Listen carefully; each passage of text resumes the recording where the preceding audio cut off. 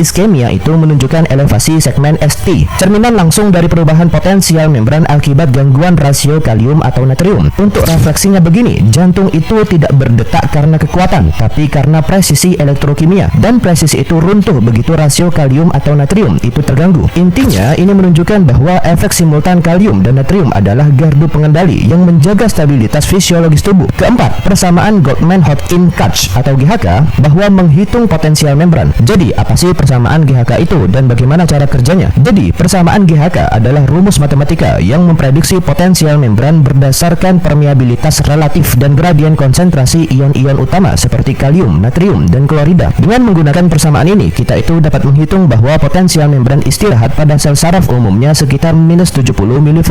Lalu, kenapa sih klorida itu sering diabaikan dalam perhitungan sederhana persamaan GHK? Karena klorida itu tidak berkontribusi secara langsung pada potensial membran. Efeknya itu sering diabaikan dalam perhitungan sederhana. Fokus utama adalah pada kalium dan natrium yang memiliki pengaruh lebih besar.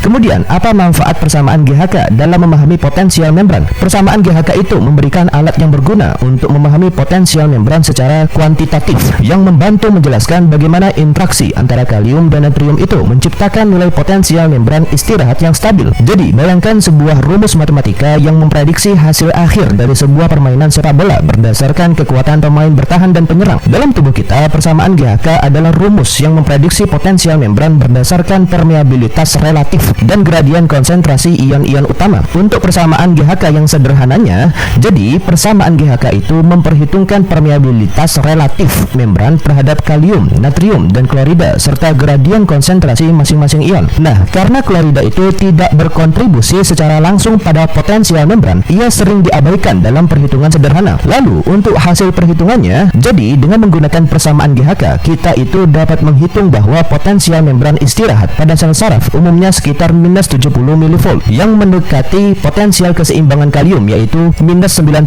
mV, tetapi lebih sedikit positif karena pengaruh lemah dari natrium. Ada studi kasus keempat tentang gangguan ginjal kronis ketika keseimbangan ionik runtuh. Seorang pasien dengan gagal ginjal stadium akhir datang dengan kalium berjumlah 6,5 milimolar dan natrium 130 milimolar, hiponatremia. Apa dampaknya pada neuron? Ada depolarisasi 5 mV. Nah, tapi efeknya lebih parah karena hiperkalemia sehingga mendekati ambang potensial aksi dan hiponatremia sehingga mengurangi dorongan natrium itu masuk sehingga terjadi yang namanya potensial aksi lebih kecil. Hasil klinisnya kejang karena hipereksitabilitas awal dan diikuti koma karena inaktivasi kanal natrium kronis. Studi pada pasien dialisis itu menunjukkan bahwa perubahan cepat kalium yang lebih dari 0,5 milimolar per jam